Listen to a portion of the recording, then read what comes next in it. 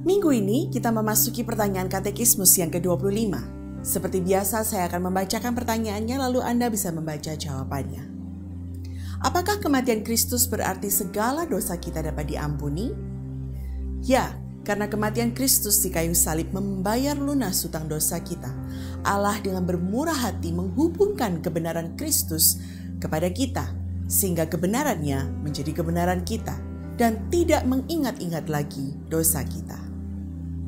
Lalu kita sama-sama baca ayatnya dari 2 Korintus 5 ayat 21. Dia yang tidak mengenal dosa telah dibuatnya menjadi dosa karena kita, supaya dalam Dia kita dibenarkan oleh Allah.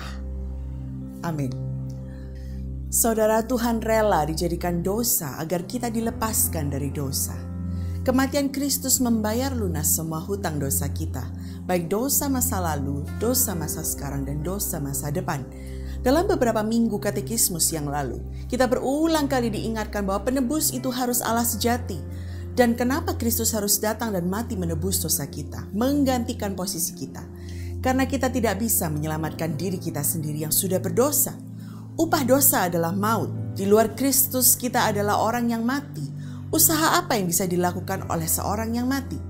Dalam Roma 5 ayat 12 dikatakan, sebab itu sama seperti dosa telah masuk ke dalam dunia oleh satu orang, dan oleh dosa itu juga maut. Demikianlah maut itu telah menjalar kepada semua orang, karena semua orang telah berbuat dosa. Lalu kemudian di ayat yang ke-15 dikatakan, tetapi karunia Allah tidaklah sama dengan pelanggaran Adam. Sebab jika karena pelanggaran satu orang semua orang telah jatuh di dalam kuasa maut, jauh lebih besar lagi kasih karunia Allah dan karunia yang dilimpahkan atas semua orang karena satu orang, yaitu Yesus Kristus. Yesus Kristus yang adalah 100% Tuhan dan sekaligus 100% manusia. Ia menjadi kebenaran kita sehingga saat Allah Bapa melihat kita, kita ada di dalam Kristus. Yang dilihat oleh Bapa adalah kebenaran Yesus dan kekudusan Yesus. Ini menjadi kabar baik untuk kita semua yang ada di dalam Kristus. Tidak ada satupun yang dapat memisahkan kita dengan kasih Kristus. Dia sudah menyelesaikan masalah dosa kita dengan tuntas. Kalau saat ini kita bisa mempunyai relasi dengan Tuhan, itu adalah suatu kehormatan yang sangat mahal. Dan apabila kita mau jujur dan melihat kebobrokan dosa kita, ketidaktaatan kita, dan betapa degil hati dan pikiran kita, kita tidak mungkin bisa mendekat dengan Allah yang kudus. Tapi oleh karena Kristus, kita disebut sebagai orang-orang kudus, kita disebut sebagai orang-orang benar. Bukan karena usaha kita sendiri, tapi karena kebenaran yang diberikan melalui Kristus bagi kita. Semua dosa kita ditimpakan kepada Yesus di atas kayu salib dan membasuh bersih dosa kita. Saya ingin memberi waktu kepada kita semua untuk merenungkan akan besarnya pengorbanan Kristus yang membuat kita menjadi orang-orang yang benar dan kudus. Saya beri waktu untuk sama-sama kita berdoa.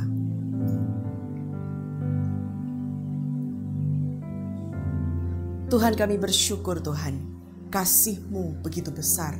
Kasih karunia-Mu itu kembali membawa kami bisa memiliki relasi dengan Engkau Tuhan.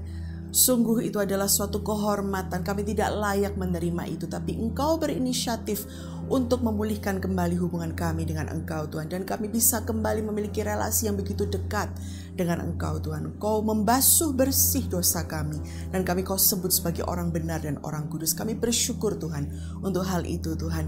Dan biarlah hari-hari kami dipenuhi Tuhan dengan sukacita, dengan kepastian karena hidup kami ada di dalam Kristus. Hanya di dalam nama Tuhan Yesus kami berdoa dan mengucap syukur. Haleluya. Amin.